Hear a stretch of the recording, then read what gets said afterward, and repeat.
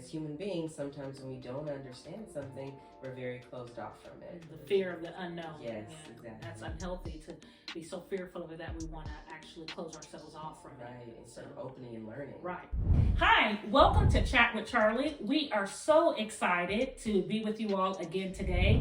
We have a special guest here with us today, Miss Catrice. Thank you so much for being here. Thank you, Charli. Side note, she helped coach me through my labor for chickening. Anyway, so we're so excited to have you here. Thank you again for being here. Good to be here. Thank you. Yes, except this time I'm not with child. And just as beautiful as before. Oh, I don't know about that. That was some rough times. I had gained probably 50 some odd pounds, so I'm still trying to work that off. But no fault to you. No need. You taught me right. I just did otherwise. So my passion is public speaking. And so to get us a little bit relaxed and loose, I would love to start with a public speaking game. Would you be willing to play a game? Very well. Yes? Okay. There are famous speeches where you would get the opportunity to read an excerpt from a famous speech in your own way. Let's go with famous speeches. Famous speeches! Woohoo! In the cool folder. So these are the options that you can choose from. All right, I'm gonna go with this one. Yo, good choice. I think I see what it is. Can you tell everybody what the title of the speech is? 2008 Democratic National Convention speech by Michelle Obama. One of my faves. Go, Michelle. All right, we are ready. We are all ears. All right, just read. Just read. Okay. All of us, driven by a simple belief that the world as it is just won't do, that we have an obligation to fight for the world as it should be. That is the thread that connects our hearts. That is the thread that runs through my journey and Barack's journey and so many other improbable journeys that have brought us here tonight, where the current of history meets this new tide of hope. That is why I love this country. I think it fits. That was like really perfect. Move over, Michelle Obama. There's a new sheriff in town. That was beautiful. You read that perfectly. Thank you, Charli. Yes, look at that. How did it feel? What was It felt like something I could really feel. Yeah. I mean, those are powerful words. I like that we started with that. That definitely fits you very, very well. Hello, it's Charli, your go-to for mastering the art of public speaking and career advancement. Welcome to Chat with Charli, where industry professionals share their invaluable insights and advice to help you excel within your desired industry. Get ready to dive deep into the minds of accomplished individuals as they unravel strategies, share personal experiences, and provide actionable tips that you won't get anywhere else. So can you tell us about your background and what drew you to your industry and really what it is that you do? Yes. So what I do now is complete opposite of what I started doing career-wise. I was in the airline industry for a lot of years, and my dad encouraged me to take business courses because the world will always need business courses. But I kept running into people who had birth questions or childbirth questions or breastfeeding questions. I myself had questions about breastfeeding when I had my two daughters. So I feel that I was kind of pulled toward what I do now. Now I'm a midwife here in Houston. Yay. And when I was with you before, I was a birth doula, childbirth educator, and breastfeeding support person before that.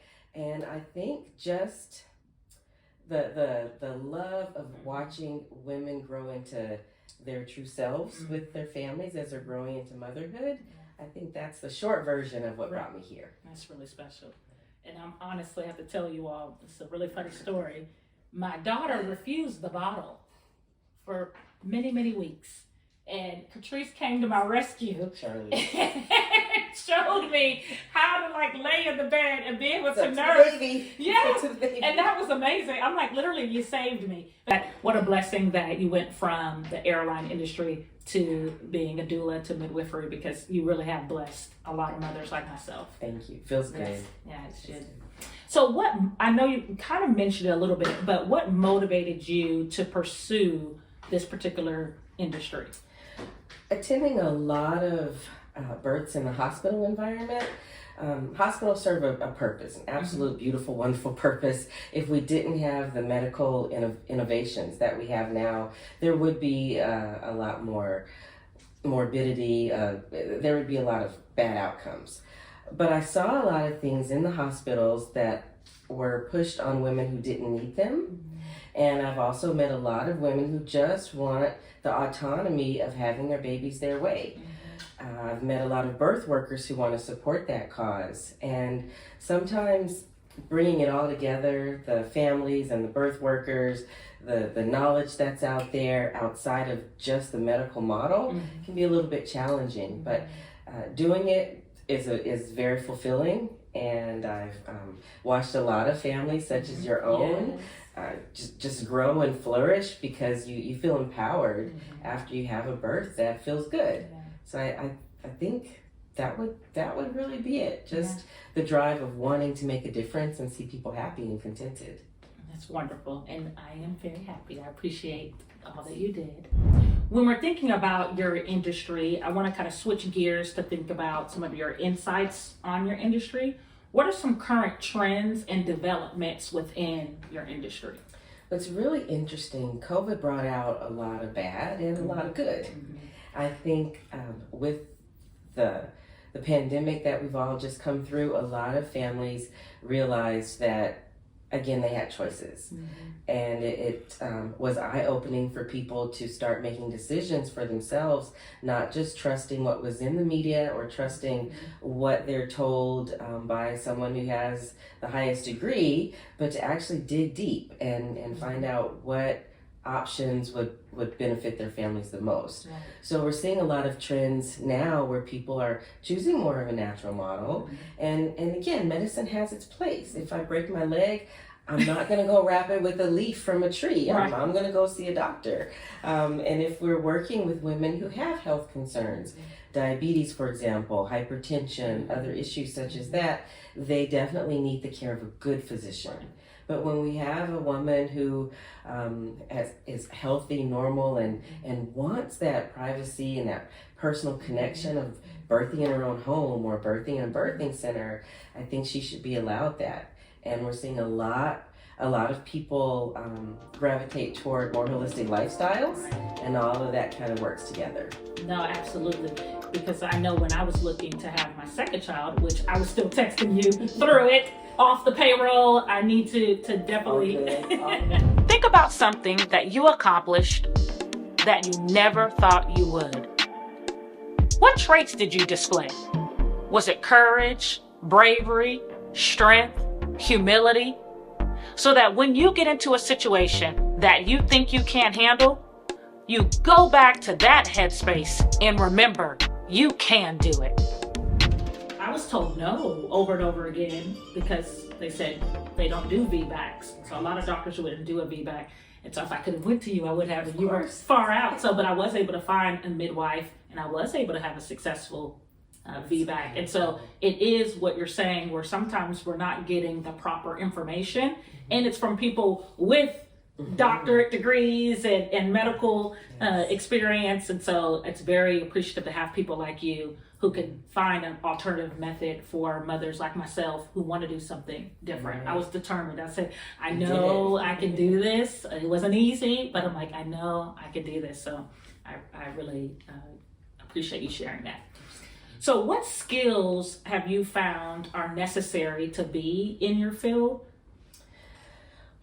We don't do as much medical stuff, you might say, as doctors and hospitals, but there's definitely a need for thinking outside the box. We need to have skills related to plant medicine, holistic medical or holistic care options. It's helpful to have a broad view of other cultures and what they bring to the birth world and to breastfeeding moms and just childbirth in general. So I think skill-wise, it's also important to be someone who's open to learning. And there's a lot of education involved. I went through what basically felt like nursing school. I mean, Biology again, anatomy and physiology again, yeah, all of that. So there are some educational skills that are needed, lots of hands-on practice. I learned more about women's bodies and birthing babies just observing women than I think I ever would reading in a book. Oh wow. So it's that experience sometimes over the education. It really just is. That hands-on. Yeah. Definitely need both, but we cannot ignore watching the human body and how it performs. Yeah. Highly, highly informative. The chemistry and all that stuff. I was telling those others like way over my head, but hats off to you. I'm very impressed. So were there any adversities that you encountered within your industry? Yes. Daily.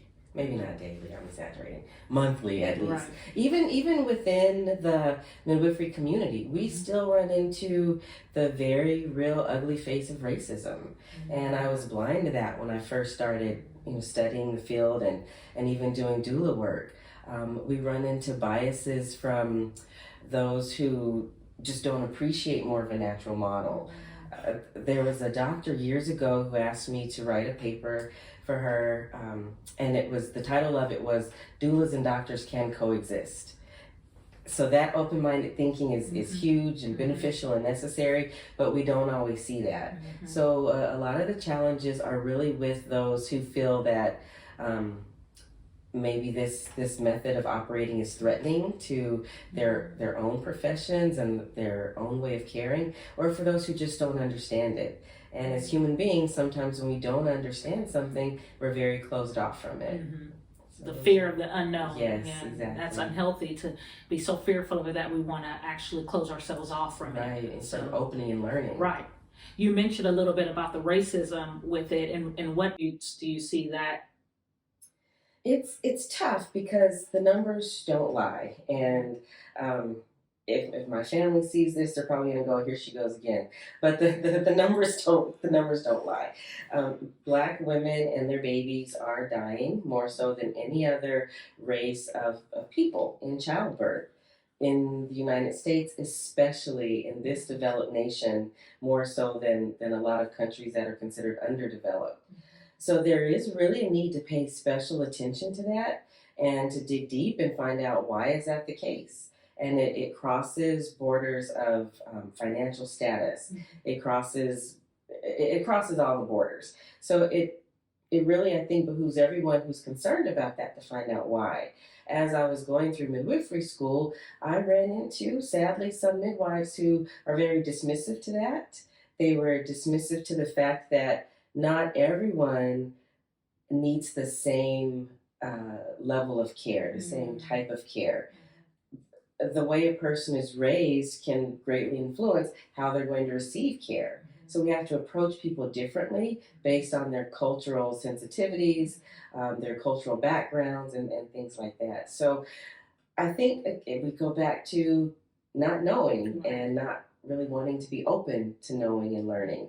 So there's that. And then there are biases from other areas of healthcare toward midwifery.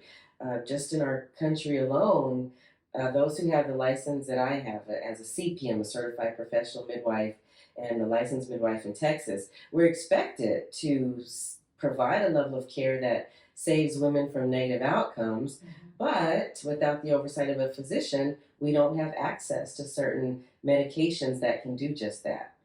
So there are a lot of changes that need to be made in order to support midwifery care, support holistic birth care, and support women's choices. So are there any things that particularly keep you motivated and passionate in this work? I mean, I almost feel like every time you probably see a baby, you're like, okay, I can hang in there a little longer. But what are the things that motivate you and keep you passionate about the work? So one of my mentors, when I was first starting doula work, said, "Why do you want to do this?" And I said, "Well, I love babies." Right. And she said, "You need to love women." And she's so right. I mean, babies, you can't help but love babies. Right. And every time I see a baby born and those eyes meet mine, or I see a dad catch his baby, or the mom catch her own baby, it's a true miracle. It's a true miracle. You see these eyes open for the first time, and the baby it's a new human life. It's a new creature. So that absolutely keeps me stoked and excited, as you can see, which is probably a little bit too much excitement. No, that's good.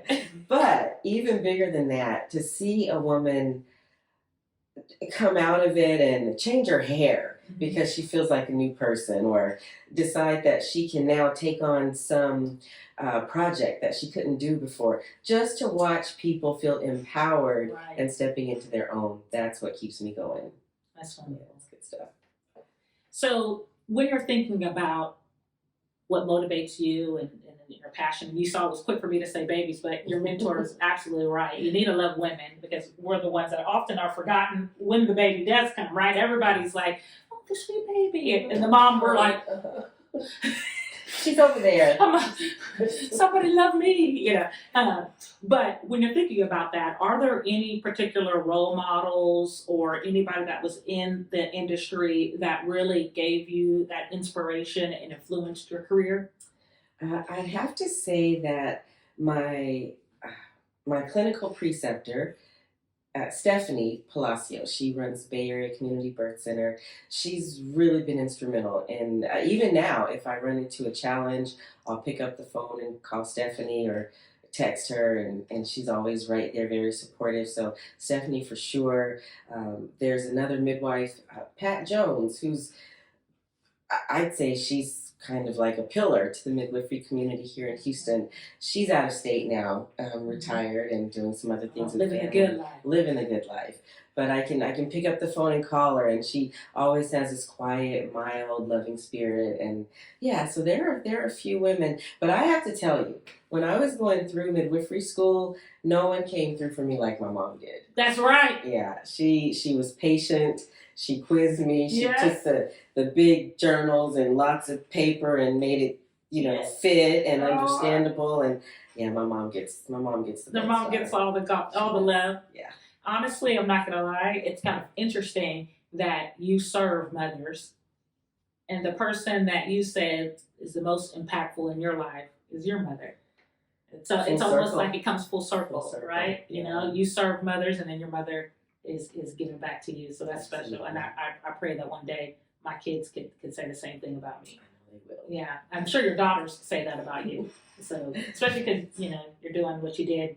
They're good girls. They get it. They're my biggest supporters too. That's a blessing.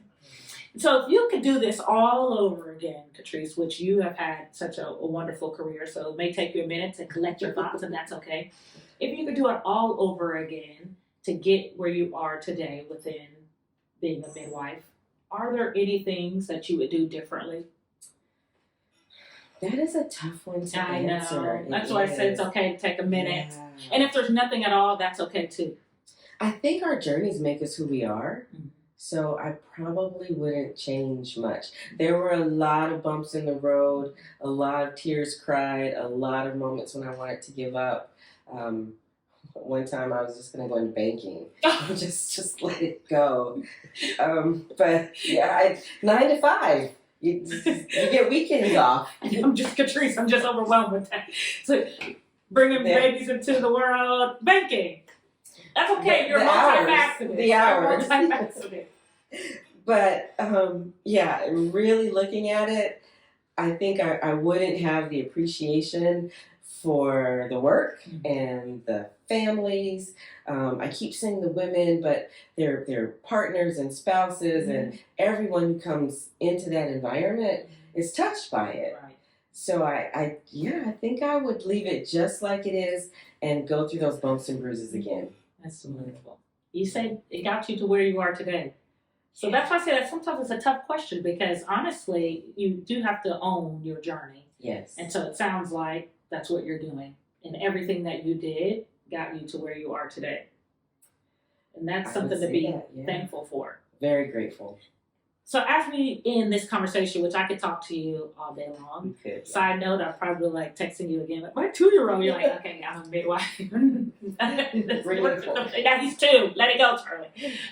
But If you were able to give someone advice that was interested in also being a midwife, what advice would you give that person? I would tell them to dig deep and make sure this is truly what they want. It's not an easy calling. It's not an easy path. And to be ready for the tough times. Be ready to embrace it. Make sure that their family is still top priority.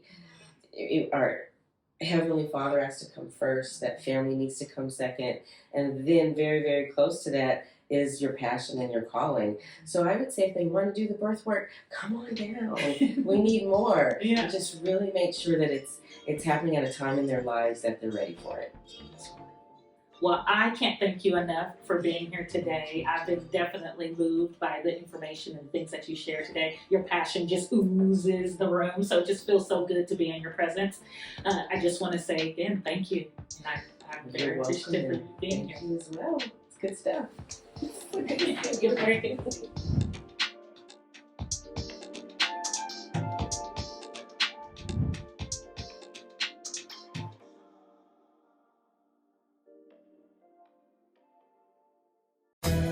And that wraps up another episode of Chat with Charli.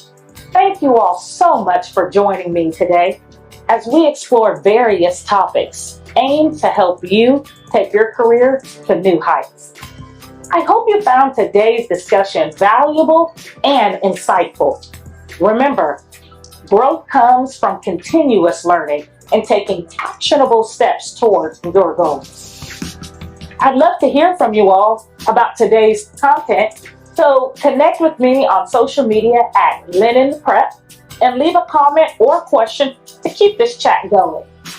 Be sure to tune in to next week's episode where we'll dive deep into the minds of another industry professional. It's going to be another informative and engaging conversation that you won't want to miss. And if you like Chat with Charli, don't forget to subscribe and leave a review on your favorite podcast platform. Your support means the world to me and helps us reach more people ready to level up their expertise. Thank you again for being a part of our career advancement journey. And remember, strive for excellence, not perfection. Keep pushing forward and never stop investing in yourself. Until next time, bye.